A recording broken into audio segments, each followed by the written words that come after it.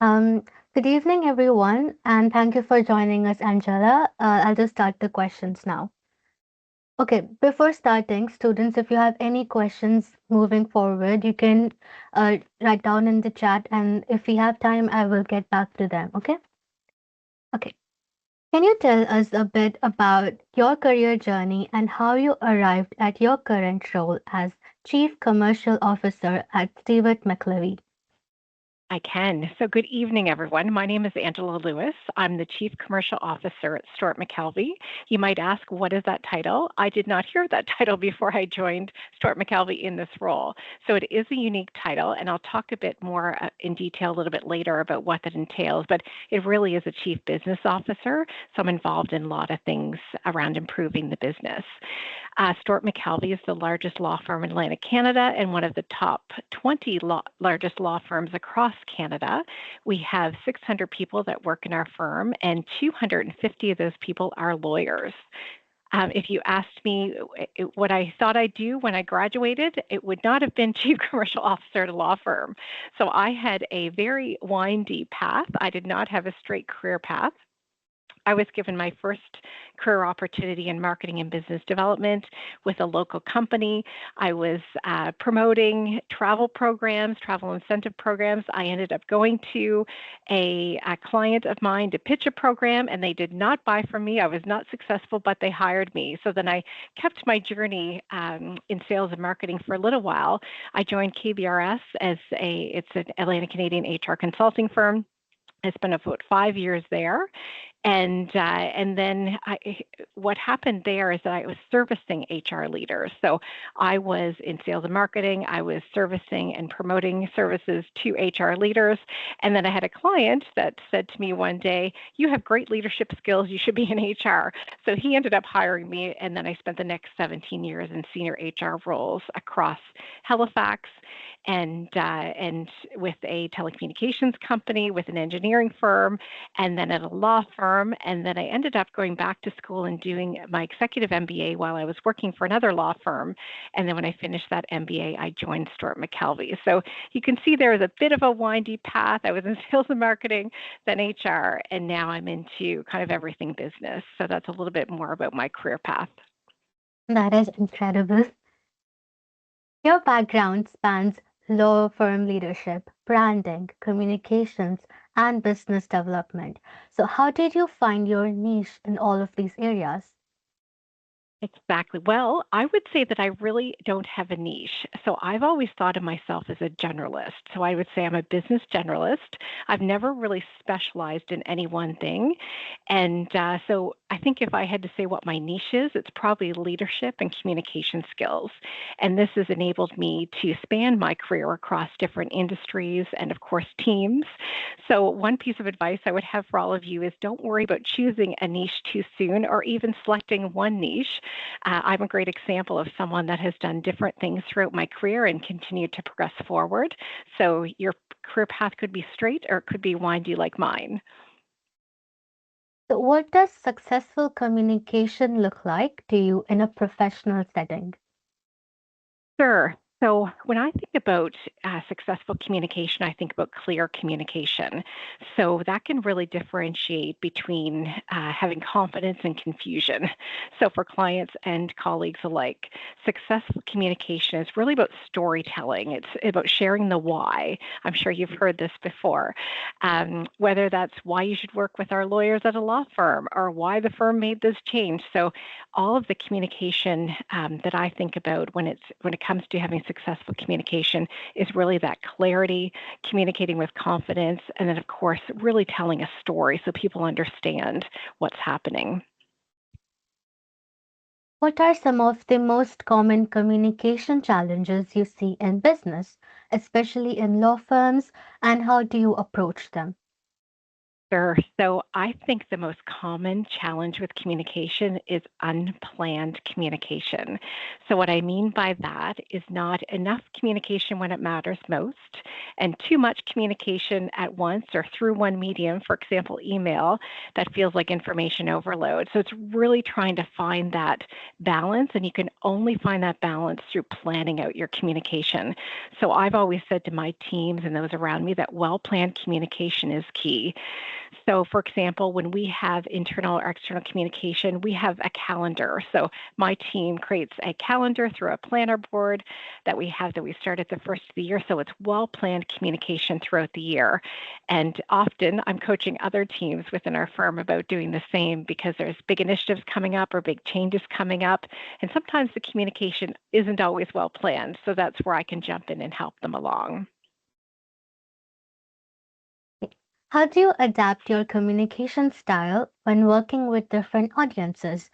For example, lawyers, clients, staff, or external partners? Sure. So I always think that the message really needs to fit the audience and not the other way around. So I'm in a interesting situation where I've worked for over 10 years in law firms. And when you're working with lawyers, it's a little different. So they're typically very data driven, they're risk aware, they're looking for evidence on the things that I'm communicating. So I'm always focused on bringing forward the story, but through facts and logic.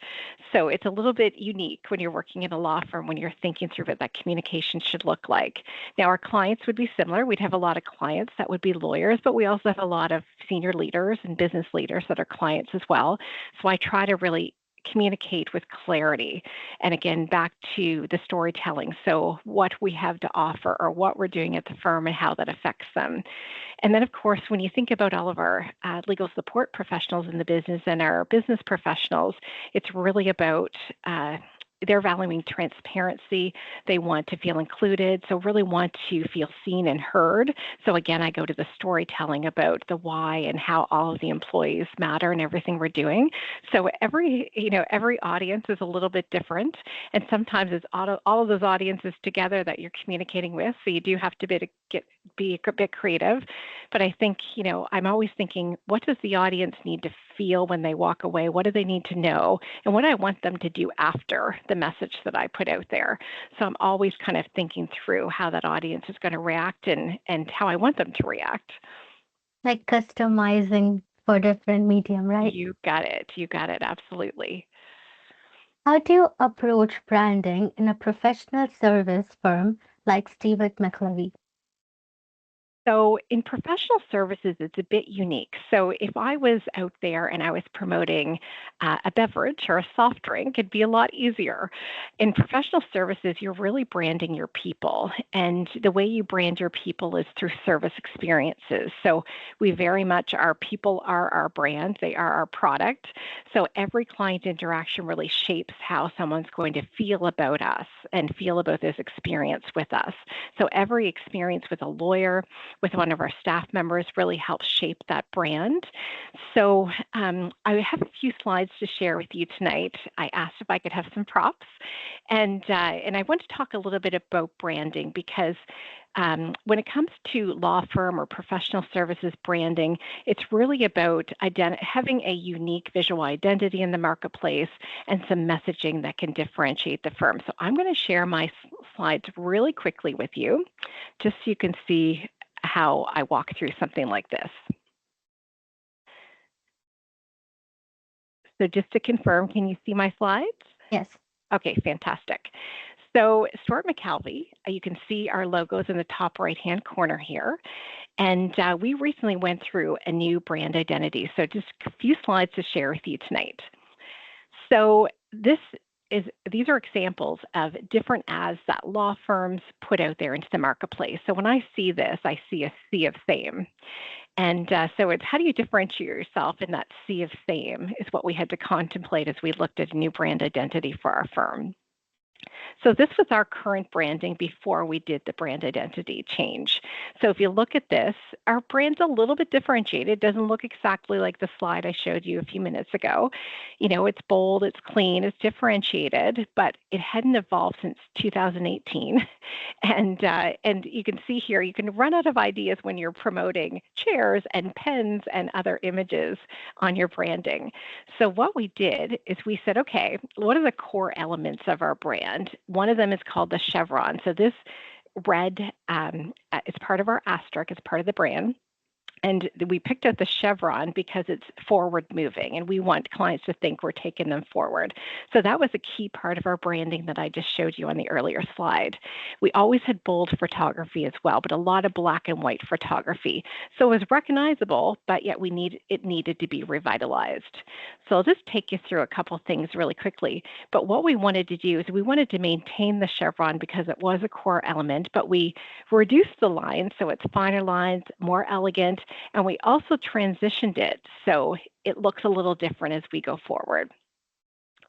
And then what we did is we looked at our photography and we said, okay, we want to maintain that bold photography, but we need to introduce some color into our photography. So we kept our black and white portraits of our people because it is a differentiator, but we did move to full color photography and a blue color overlap. And then the imagery is now what I call contemporary coastal. And now 10 years ago, we wouldn't have dared to do that because we were an Atlantic Canadian firm, but we didn't want people to think we were Atlantic Canadian. But I convinced our lawyers that we had to go contemporary coastal because we are Canadian.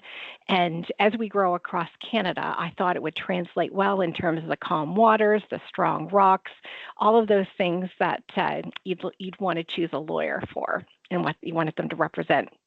So this shows you here what we went from. So on the left-hand side, that was our foundation. So we kept those core elements of that red arrow, the chevron, the bold photography. But then you can see in the future how we changed that chevron. So now it's these white, elegant lines. We've introduced color, and we have some imagery that's contemporary coastal. So I share that with you just so you can get an example of how professional services branding works. It's not riveting. It can't be exciting as marketing Gatorade or something fun, but gives you a little bit of an example of what branding looks like for professional services. So hopefully that helps. Yeah, that is wonderful. Um, can you walk us through a recent campaign or initiative you were particularly proud of? Sure. I'd say that I'll just comment back on the rebrand that we just did. So, yeah, coming up with that campaign was something that we were proud of because we had to convince our lawyers that we needed to shift in the marketplace, but we couldn't shift too much that it was too much change. So you can see that everything I shared with you a couple of minutes ago was very subtle. So Mm. it was slight pivots and slight changes just so we could elevate the branding in the marketplace, but that people, I guess, that our lawyers and our employees didn't go, oh, wow, why did we change so much? So we didn't want to change too much, but wanted to change enough that we'd look a little different. So I'm quite proud of that rebrand. I really like your thought process in changing all, like keeping it similar, but yet little bit of like change. Yeah. Exactly. Sometimes it's, especially when you're communicating, it is gentle shifts and gentle shifts over time. Our branding will probably look different, even more so next year because I'll integrate some more elements into it. But it's that constant shift that helps you create some change over time without shocking people. What's the role of storytelling in branding and business development? Yeah, so I rely a lot on storytelling, and I'm constantly reminding people about the importance of storytelling. I think storytelling makes branding much more interesting, and being able to share stories of successful cases that our lawyers have worked on, as an example, helps a prospective client really feel confident that they're selecting the right legal partner. So for me, it's all about storytelling. And again, whether it's internal or external communication, really sharing that why and so why someone wants to work with Stewart McKelvey, whether it be as a client or an employee. But I think storytelling is really important in both branding and business development. How do you personally prepare for a big presentation or meeting? Sure. So I guess I'll go back to, we talked a little bit about audiences before. For me, preparation really starts with understanding my audience. So who's in the room? What do they care about? And, I tend to always use slides in the room, but I never let them take over my presentation. So I will use slides as a visual, but I never read from the slides. And I really make sure that the slides support me and they don't replace me. Mm. So preparation is key, understanding the audience and using some type of visual is always helpful. What advice do you have for students looking to improve their confidence and clarity in public speaking? Sure. So this is key because I still get really nervous. So when I get nervous when I'm presenting in front of a large crowd, I get nervous when I'm presenting in front of my board or even some of my colleagues at times. But always remember that everyone feels a little bit of nervousness when they get ready for a presentation or some public speaking. The trick is really channeling that energy into enthusiasm. So you could see when I'm presenting this evening, I'm always smiling, trying to be enthusiastic and somewhat interesting. And so that you can bring your audience along the way. So I think that's important to recognize is that don't be fearful of being nervous because being nervous is okay and it shows that you care. And the great way to overcome it is trying to be enthusiastic and, like I said, speak with a smile, and that can take the nerves away pretty quickly. The other thing I'll mention is always remember that when we talk about the importance of clarity and communication, it comes from simplicity. So always speak like you're explaining something to a friend without using big words. I can't tell you how many presentations I've been in where someone is trying to communicate too much, using big words, etc., and then it's really complicated for the speaker and complicated for the audience. So always think about simplicity and, public speaking is a skill. You develop it over time. Confidence grows with repetition and, of course, with preparation. I remember Miriam was telling me when I was presenting for classes, it's okay, just be yourself. Even You if you got make it. mistakes, they don't know it, you know it, so it's okay. Go on. That's so true. Being your authentic self is what people really want to see. So just be yourself. That's the most important thing. Yeah. How do you plan strategically for events, sponsorships, or campaigns that align with business goals? Sure. I think that goes back to the storytelling piece again and just understanding the why. So, what's the objective of the event or the sponsorship or the campaign? And what business goals are you trying to align it with? So, I think it's all about, I guess, trying to understand what business results we're trying to achieve from whatever activity we're trying to do. Is it about gaining visibility with your brand? Is it about developing a relationship? Is it about improving your reputation? Really trying to understand what the ultimate business result is. And then from there, giving that consideration to your audiences and who you're speaking to, what's your desired outcomes, what are the key messages that you want to communicate. And then, of course, you can choose the right tactics, whether it's an event that you're sponsoring or a campaign that you're rolling out. But back to that storytelling piece, every campaign or sponsorship should tell a consistent story. So, kind of weaving, we would say, pull the strings when you're doing a lot of things. What are the common strings that you're trying to pull from everything that you're doing that really link back to that consistent storytelling as much as possible? So, do you have any tools, habits, or frameworks you use to keep your communications and plans on track? Yes. If I go back to the importance of planning communication and planning everything we do, I think having a system is really important. Your system can be Excel or Google Sheets, or it could be something more complex.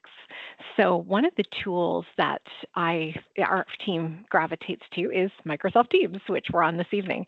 So with Teams, the planner boards have become a very strong tool for our team. So there's different collaboration tools out there, whether it's Trello and so on. But we find that the more technology we have in the business, the more overwhelming it can be. So back to that simplicity rule, we try to simplify and use, a few key mediums when we're communicating. And so Microsoft Teams has been very valuable to us. We do use the planner boards. We use that by team. We use that across the firm. It allows us to manage our communication internally throughout the year, and it allows us to create what we call a content calendar that we manage throughout the year, and we actually share with our marketing agency. So the great thing about Teams is it's that tool too that you can share with external groups. So most businesses have a marketing agency, and we have our own marketing agency agency, so having a planner board on Teams allows us to share that planner board with the agency. So it keeps everything centralized in one common spot and allows us to plan really well, which is helpful. Got it. You have achieved a lot across different fields. So, how do you personally define success? Yes. So I define success by getting up every morning and going to a job that I like to do. So I think that's for me really important in terms of feeling that you have been successful. And if you can find a job that you're passionate about, then you've been successful. And, if you think back to my career journey, as I mentioned, it was very windy. I had lots of passions along the way. I jumped into things along the way that I didn't know if I'd do well in or if I'd like. But I always tried to look for, I guess I followed what I enjoyed. And when I developed a passion in something, then I knew that I wanted to give it a shot. And that's what took me from marketing and business development to HR and kind of back to marketing and business development, but always, trying to follow and let your interests guide you along the way. So you think about other material things like title and money, they build over time. When you're starting out, I wouldn't worry about looking for the big title or lots of money. It's just about starting somewhere and starting your journey, and again, just following things that you like along the way.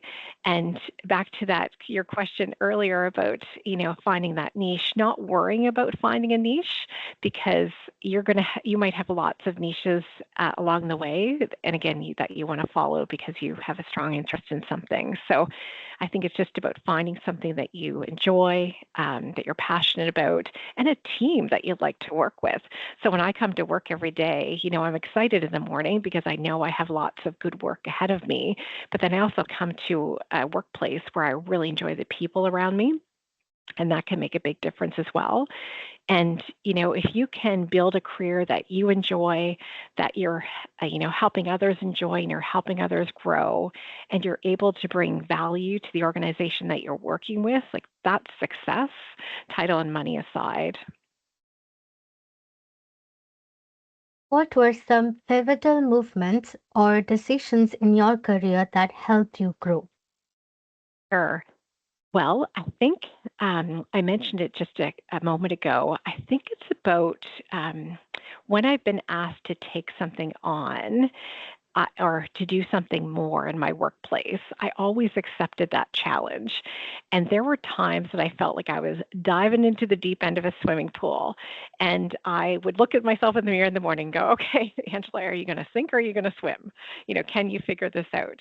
And I'd say those were the pivotal moments along my career that really helped me. They certainly stretched my skill set, pushed me out of my comfort zone, but allowed me to be the business generalist that I wanted to be and grow my career along the way.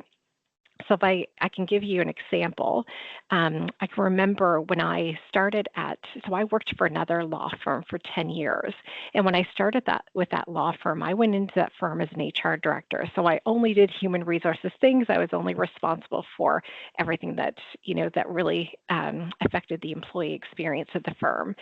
But as within a year of my 10 years there, the managing partner at the time had come to me and said to me that, okay, we're losing a leader over here. We're nervous about bringing someone in from outside of the law firm. So would you mind taking on this team over here? So I ended up taking on leadership for all of the legal assistants and the paralegals of the firm and all the operations of the firm. So just managing the day-to-day and all the facilities and so on. So all of a sudden I went from a human resources leader with 10 employees to all of a sudden having almost 200 employees. Wow. So I can remember being offered that opportunity and I almost said no. But then I thought, okay, I have to push myself. I have to stretch myself. I can figure this out. I can read a lot. I can talk to people that do this type of role. I'll figure it out. So I took it on and it was wonderful. And then, a couple of years later, they came to me again and said, okay, business development and marketing, have you ever done this in your career? And of course, I was able to say, I have. I started my career there. And they're like, okay, can you take on this team now? So and again, I thought, I could have said at that time, I have too much on my plate, but I didn't. I said, okay, I will take this on. I'll figure it out. So as I would grow in my roles, I would keep bringing in talent within my team so that I could keep taking on more and getting the right people in place.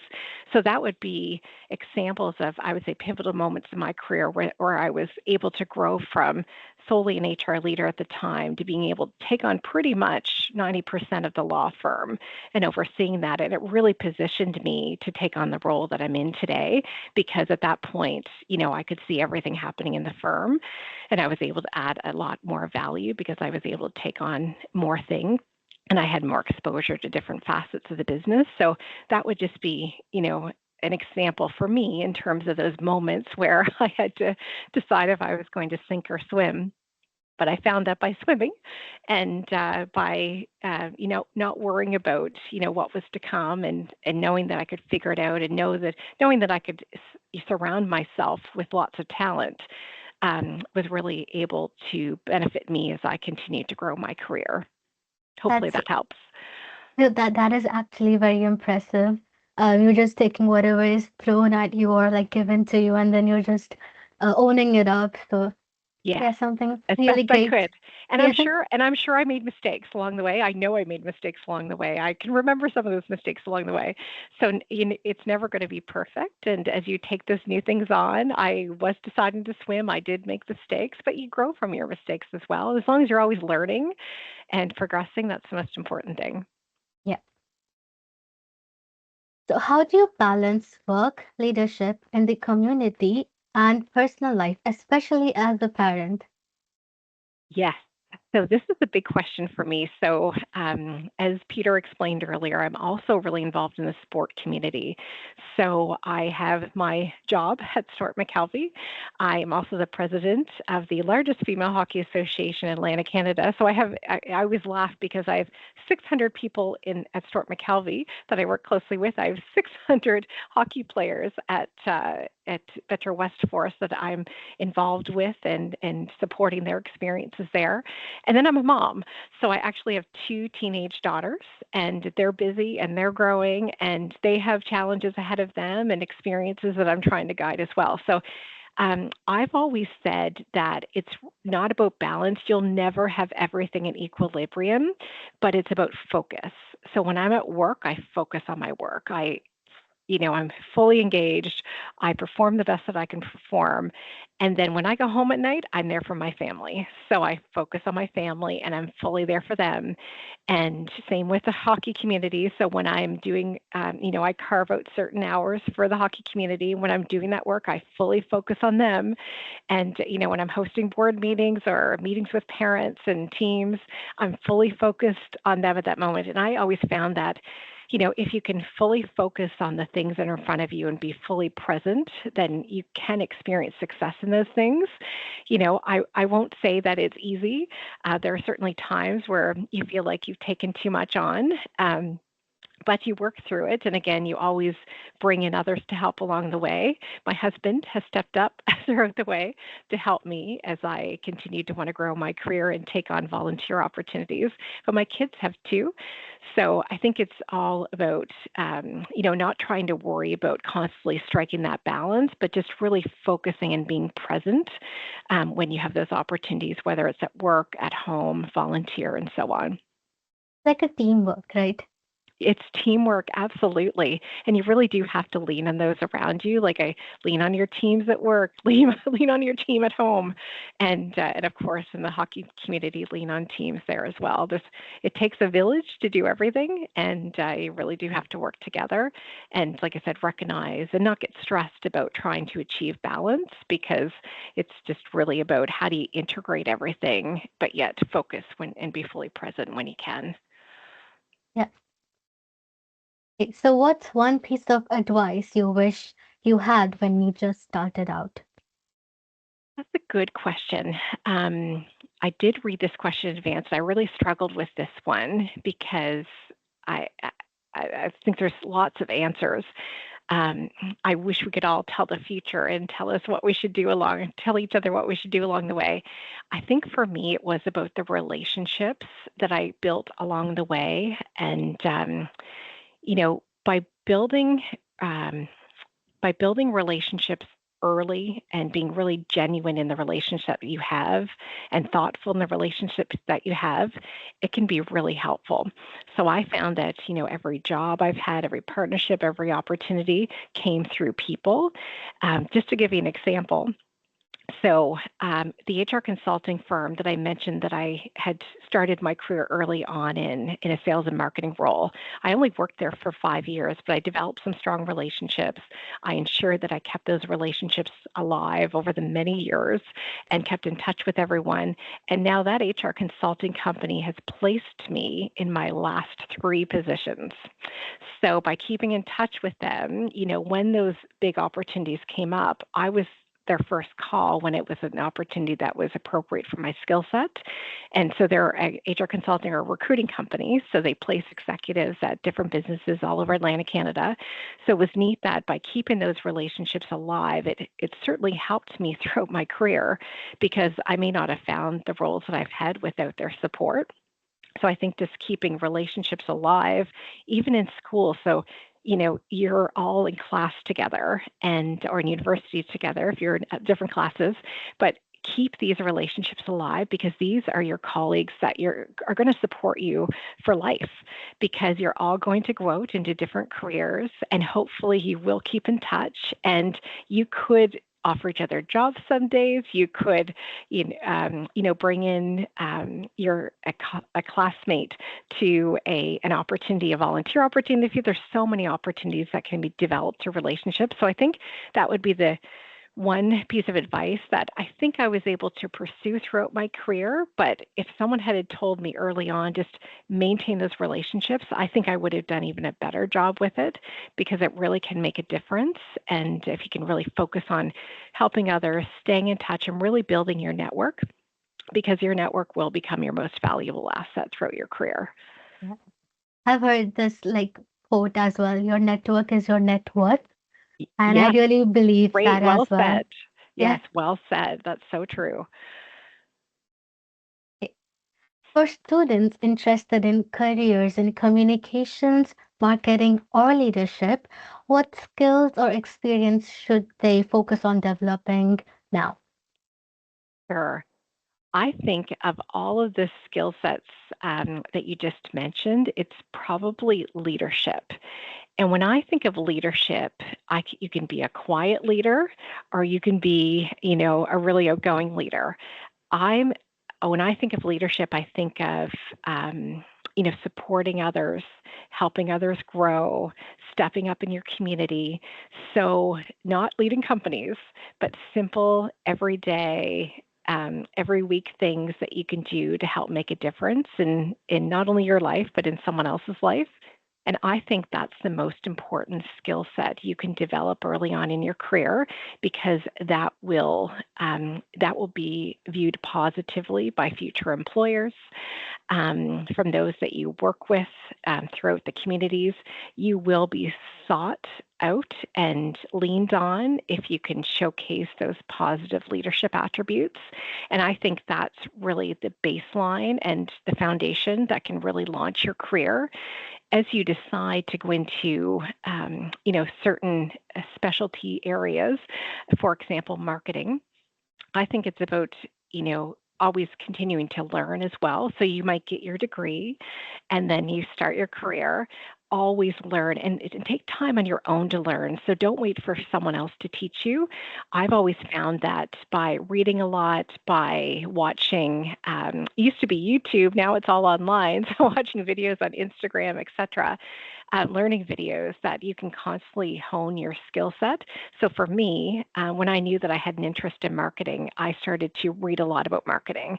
I'm in a law firm, so I'm part of a legal marketing association. So I truly engage in that association so I can continue to learn and bring interesting things back to my organization. So I think that constant learning is really important. I follow blogs. So there's a blog called Ad Age, and it's fantastic and it criticizes all the marketing campaigns in the world, but it's quite interesting.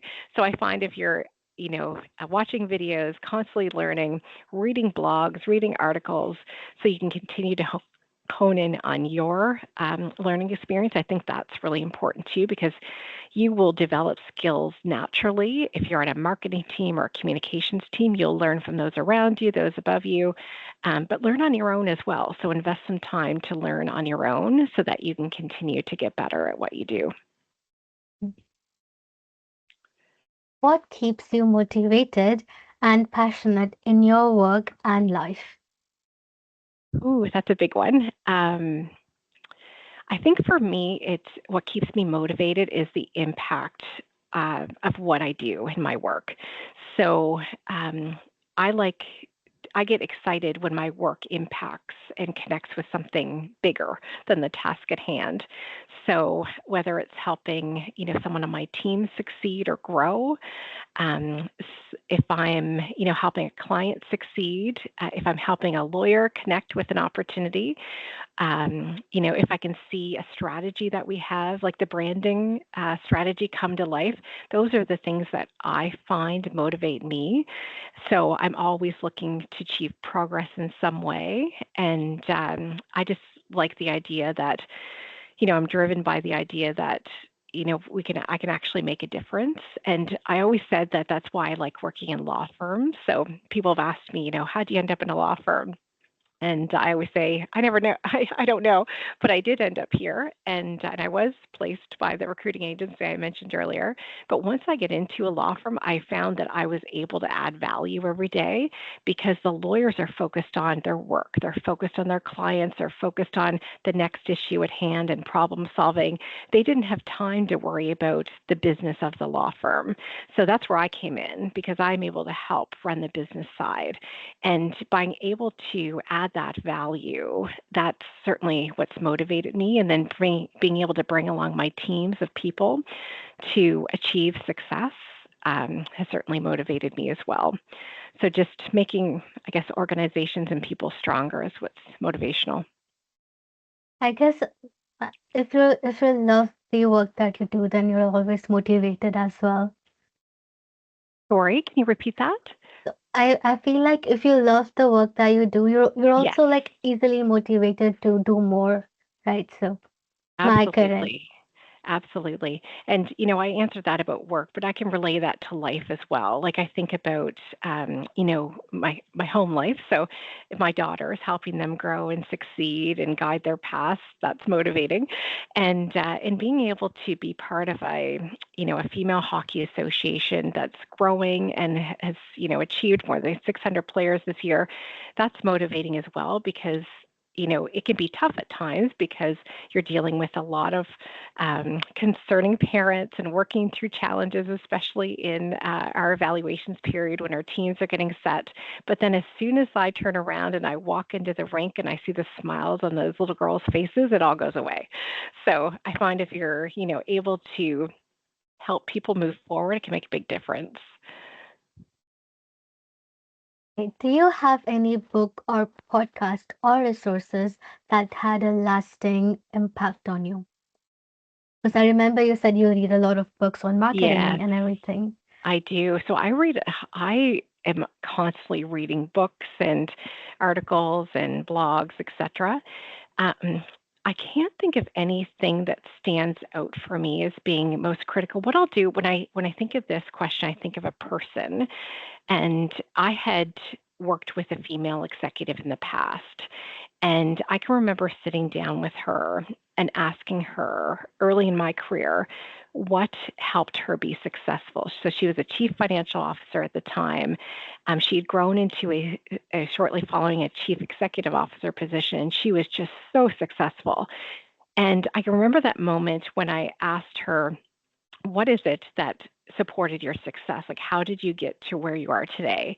And I can remember her saying to me, Angela, I just ask a lot of questions.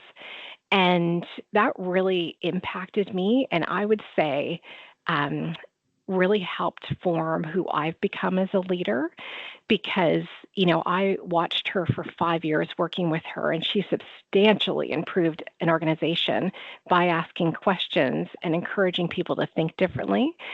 And that really stands out for me as someone who's had a lasting impact on me because I often think of her when I share that advice with others, when I and am suggesting that they should ask questions and try to think differently, I often think of her, and she's no longer in the business world. She's retired, but I think that probably is someone or a resource that had the most lasting impact on me. Okay, last question. If you could leave students with one key message about success, communication, or career development, what would it be? Sure. So I'm going to leave you with a few messages. I think back to the advice that that female executive gave me, be curious. So ask lots of questions and, always look to try to see how you could make something better in a situation or a process in your work, etc. And really try to learn from everyone around you. So being curious, I think, is something that will really support your success and your career development. I'd say be courageous. And so being curious and now courageous. But as I mentioned, like saying yes to those opportunities that scare you a little bit. And it's okay to make mistakes and it's okay to learn along the way. And you don't have to be perfect or, right all the time. And so I think being courageous to take on new opportunities. And the last thing I'd say is just to be kind to yourself, to others, and of course, to really think about those relationships that I mentioned earlier and the importance of the relationships that you're going to build throughout, that you've already built and that you're going to build throughout your life. And I think if you can keep those three things in mind about being curious, being courageous, brave, and then, of course, being kind, those three things will open doors for you. They certainly have for me. Thank you so much. I personally have a question. Yes. Um, so I think this summer, like I accidentally got an interview from a marketing firm based on Halifax. Okay, so when I went for the interview, um, the CEO was like, "Oh, I didn't know you were still a student, and we can't hire you because you're too white or too blank." And a question stuck me in that process. It's like if if nobody gives me a chance to experience the work life, how can I, gather the experience to start working? Because even if I have like my co-op experiences, I'm still white, like or still a blank paper. So what do you think, or like what skill set do you think I should keep it in my resume that, like how like people who are recruiting would be like, impressed by my resume. Yes. You know what? That's a tough question because I always think that business is probably in the wrong and they need to be more open-minded. I'd start there, but we can't change that. So, but that's where I would start. When it comes to building up your experience, sometimes you can do that through volunteerism. So, looking for opportunities where you can step in and help a not-for-profit, as an example. There are lots of not-for-profits around the city that need help and can't afford resources. So I've used our own hockey association example. If a student came to me tomorrow and said, "Hey, can I help you for volunteer?" I would say, "Yes, check." Absolutely. So there's lots of not-for-profits around the city that do need help. So that would be a way that you could, start to build new relationships, get some work experience, and it certainly would show initiative on a student's part if they did something like that. Now, not everyone's going to get that opportunity or have the time. So it's finding other things that you can do. And it could be, just building up your knowledge in certain areas and being able to speak, very fluently in an interview around the experience that you can bring and the knowledge that you can bring. And don't be afraid to challenge someone when they say, "Oh, you have no experience." Be ready for that. Like almost have your pitch. Like, what's your pitch for yourself? Back to some of the things I mentioned earlier, like the Mm. storytelling, simplicity, enthusiasm, but just what's your pitch so that when someone says that to you the next time, you have a good answer. And even if it doesn't change anything, you'll feel good about it because you put your best foot forward. But those would be my two pieces of advice. Mm. I'll definitely keep that in mind. Yes, great question, though. Thank you. Anybody else have a question? You can write down in the chat and I will ask.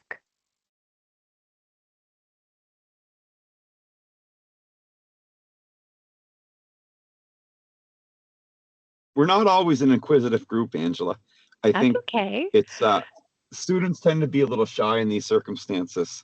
So if we get a couple, we can ask, but it's not abnormal not to get questions from the students. It just seems to be the way we roll.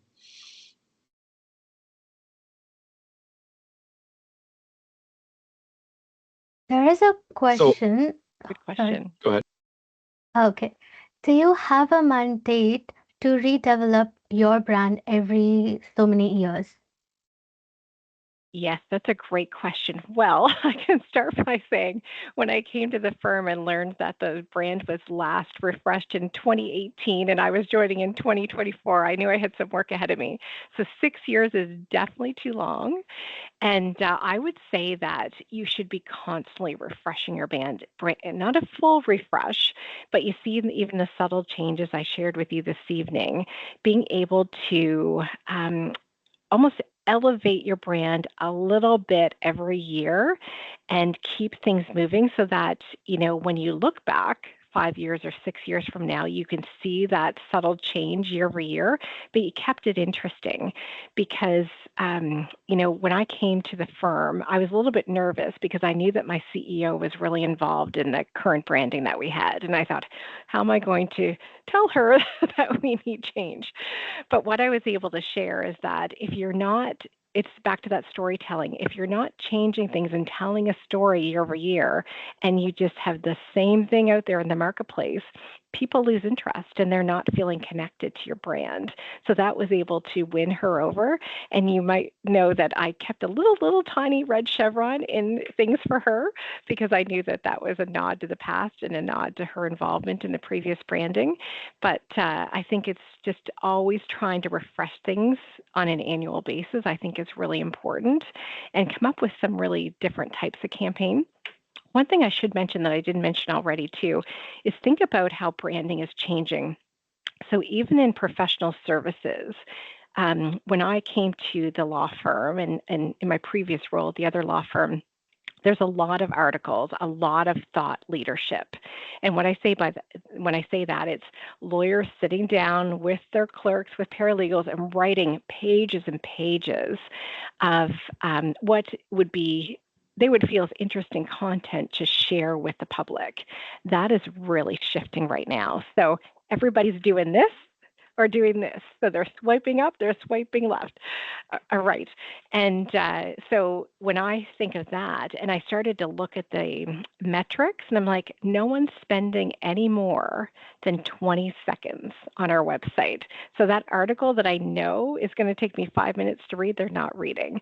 So once we started to look at the metrics, we knew that we had to shift things. So one of the key things, in addition to a brand refresh that I've been working through, is new marketing strategy. So the new marketing strategy will be digital first, of course, but it's going to integrate new digital. So gone will be the long articles, and there'll be a lot more video. So you can imagine how the lawyers responded when I said to them, "You're going to start doing video." it some were game for it, some were a little bit nervous. So we have some video that we're working on right now to bring out to the market. And then of course you see in Instagram and other things or LinkedIn the carousels now that you can kind of swipe and see different messages, like 3 to 5 messages at one time. So we've really had to shift our marketing strategy too, because professional services marketing is really changing, and it's again less about the pages and pages of articles and more about video, carousels, and like sound bites to get the key messages across and make someone interested enough that they click and they go back to your website perhaps to read a little more or call a lawyer. Like just catching the eye or like of audiences kind of a thing. I get it. Yeah. Peter, were you saying something? No, it's totally okay. I was just saying that, if we got questions, great. And if we didn't, that's fine too. I mean, the presentation has been awesome. I've enjoyed it immensely. And I've gotten texts from some of the people that are in here listening saying how much they've enjoyed it as well. So if we get questions, good. And if not, that's fine. We'll give it another minute and we'll go from there. Yeah, I do have one of the question. A student asked if you could share a specific example of time when you faced a major challenge at work and how you overcame it to further develop your career. But I think you've already answered that question when you said like you were given a challenge to take care of a different team and you kind of like took over it. For sure. Those were the biggest challenges that I had to deal with. Now, I do come from an HR background, so I had much bigger challenges to deal with that were not my challenges. But when it came to my own challenges, it was usually that deciding whether I was going to jump in and Yeah. take the opportunity or not. Yeah, you're actually very inspiring. And I hope that students listening today would take your example and maybe, also work towards what they want to do in future. Yes. I saw the follow-up question there around the logo. That's a very good point, Darren. So yes, I'm not necessarily talking about a new logo when I say a brand refresh. It's really about the story or the concept and, how we're bringing people along. And it's more about some of the aesthetics, the words we're using, and less about the logo. Good point. Oh, there is one more question. It's like I'd love to know more about the amount of hours you work or have worked as a mom myself. Yes. So that's a great question. Back to that teamwork, when I was early on in my career, and I can remember having little ones, and I wasn't in a position where it was just 9 to 5. But what I tended to do at that point in my career is I would work my, say 8 to 5 or 8 to 6, but then I'd go home and I'd make sure I spent that quality time with my kids. And then if I had big projects on the go or initiatives, then I'd just jump back online at 9 or 10 o'clock at night once they went to bed. So there were many years like that. And I look back and I go, wow, how did I do that? That was exhausting. But, it's typically for periods of time as they're younger. And then I got to the point where, they were in their teens and then they didn't need as much time from mom and they didn't want me around at bedtime. So, it became less of a stressor. But I find too that, as you grow your career and you have more people on your teams, if you can surround yourself with good talent, then I didn't have to work, throughout the night to get things done because I was really leaning on my team and we were more effective in the workplace. And I think COVID really shifted things too. I think, having the ability to work remotely at times has been a significant help. And I hope for many of you as you continue in your career. For the first, probably 15 years of my career, remote work was not a thing. It wasn't acceptable in the workplaces where I worked. So I can remember dropping my kids off to daycare and them crying and me crying, and then driving to work and the daycare calling me to say, they're okay now, Angela, you can go to work. And then, getting to work and having to rush to go pick them up by the end of the day. And I can remember it was teamwork. My husband really helped and he helped get them because they both played competitive hockey and soccer and piano and he helped get them there. And I think back to that and I think, I don't know how we did it, but now, if my kids have a hockey tournament or something, I can take the Friday and work remotely and then go watch their games. But I think being able to work remotely, if you can secure a position that allows some flexibility, can be a game changer with a family.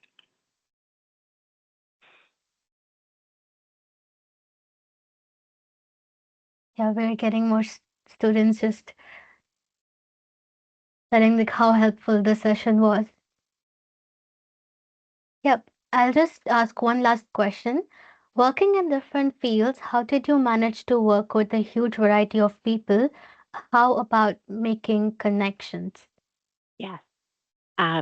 So I've met a lot of people throughout my career, and it's been so helpful. So, I've worked in businesses that are professional services, as you can see, but I've also worked at Eastlink, one of the largest telecommunication companies in the city, where I worked with technicians and folks in call centers and so on. So I've worked with a variety of people with different cultural backgrounds, different work experiences. And I think, having a variety of different roles allows you to do that, and it can be very valuable. And that contributes to who you are as a person too. If you can, the more exposure I always said that I would get to different people, the better I'd become as a person. And so I think, being comfortable taking different roles throughout your career. Now, some people would say, but spend a little bit of time in those roles. So if you look at my resume, mostly the minimum time I've spent with someone is 5 years. So I had 1 2-year stint just where one of my employers was acquired by a larger company. But most times I was 5 to 10 years with my employers. But throughout your career, you can still spend time with a lot of different organizations and meet different people. So I think that's really helpful in terms of making connections. I've always pushed myself out there too. When there's a business that buys a table at a Chamber of Commerce dinner or something, I push myself to go and to get out there so I meet people from different organizations too. Um, Thank you so much for taking time and being with us today. It was really inspiring and helpful, not only for me, for I almost think everybody over here. Before leaving, I'll just say, learning passport students, the survey is on, so make sure to complete your survey before 48 hours. And good evening. Thank you so much. Great. Thanks, everyone. And Hopefully my Angela, messages thank you helped. so much. I greatly appreciate it. No worries. Thank you, Bye-bye. Angela. Have a nice night, guys. Have a nice day. Take care. Bye. Bye-bye.